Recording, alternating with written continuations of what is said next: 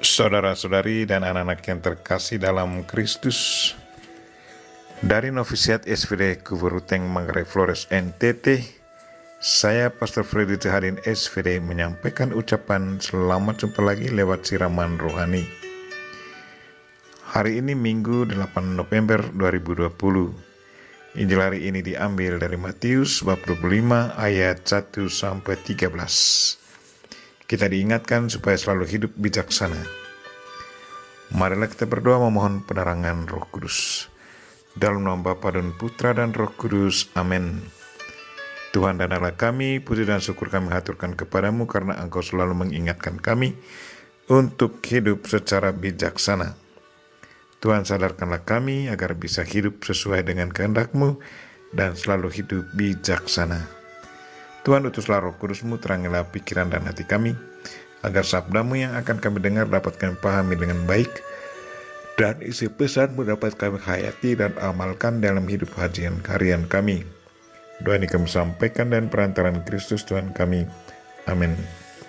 Tuhan sertamu. Inilah Injil Yesus Kristus menurut Matius, bab 25 ayat 1-13. Pada waktu itu, hal kerajaan surga seumpama 10 gadis yang mengambil pelitanya dan pergi menyongsong mempelai laki-laki. 5 diantaranya bodoh dan 5 bijaksana. Gadis-gadis yang bodoh itu membawa pelitanya, tetapi tidak membawa minyak. Sedangkan gadis-gadis yang bijaksana itu membawa pelitanya dan juga minyak dalam buli-buli mereka. Tetapi karena mempelai itu lama tidak datang-datang juga, mengantuklah mereka semua lalu tertidur. Waktu tengah malam terdengarlah suara orang berseru. Mempelai datang, songsonglah dia. Gadis-gadis itu pun bangun semuanya lalu membereskan pelita mereka. Gadis-gadis yang bodoh berkata kepada gadis-gadis yang bijaksana, "Berikanlah kami sedikit dari minyak-Mu itu, sebab pelita kami hampir padam." Tetapi jawab gadis-gadis yang bijaksana itu, "Tidak, nanti tidak cukup untuk kami dan untuk kamu. Lebih baik kamu pergi kepada penjual minyak dan beli di situ." Akan tetapi waktu mereka sedang pergi untuk membelinya, datanglah mempelai itu dan mereka yang telah siap sedia masuk bersama-sama dengan dia ke ruang perjamuan kawin. Lalu pintu ditutup. Kemudian datang juga gadis-gadis lain dan berkata, "Tuan, Tuan, bukakanlah kami pintu." Tetapi ia menjawab, "Aku berkata kepadamu, sesungguhnya aku tidak mengenal kamu. Karena itu berjaga-jagalah, sebab kamu tidak tahu akan hari maupun akan saatnya." Demikianlah Injil Tuhan. Terpujilah Kristus. Saudara-saudari dan anak-anak yang terkasih dalam Kristus, tema renungan kita hari ini ialah hidup bijaksana. Bacaan hari ini berbicara tentang bijaksana. Mulai dari kitab kebijaksanaan yang menyatakan bahwa Allah telah menyediakan kebijaksanaan dalam hidup manusia, dan adalah tugas manusia mencari kebijaksanaan. Apa itu sikap bijaksana?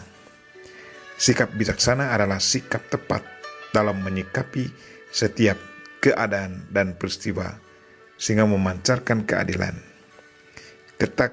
ketakwadulan dan kebeningan. Orang bijaksana adalah orang yang tahu akan apa yang benar dan sanggup melaksanakan itu secara tepat dalam hidup. Orang bijaksana itu tahu dengan akal budi dan menghayati apa yang baik dan menghayati apa yang baik dengan segenap hati. Hidup bijaksana itu sangat penting. Salah satu bukti pentingnya kebijaksanaan ditampakkan dalam kisah gadis bijaksana dan gadis bodoh dalam Injil hari ini. Gadis bijaksana sungguh sadar bahwa kedatangan mempelai tidak ditentukan jamnya.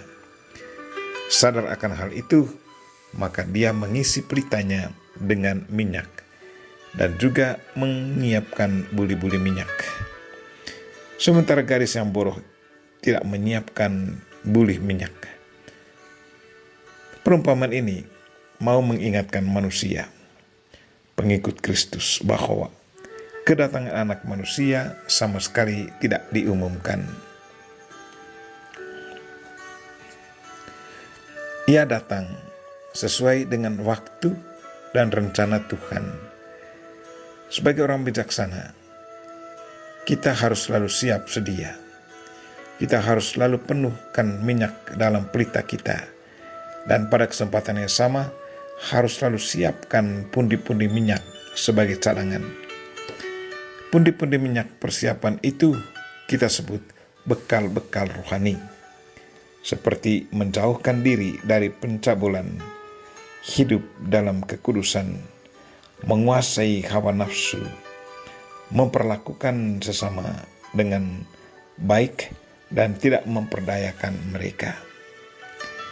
Kalau kita menjalankan itu semua dengan setia dan penuh iman, maka kita akan bergabung dalam perarakan pendampingan mempelai ke dalam tempat resepsi. Marilah saudara-saudari dan anak yang terkasih, tingkatkanlah hidup bijaksana agar kita kelak alami kebahagiaan kekal. Kita memohon Bunda Maria untuk selalu mendoakan kita. Amin.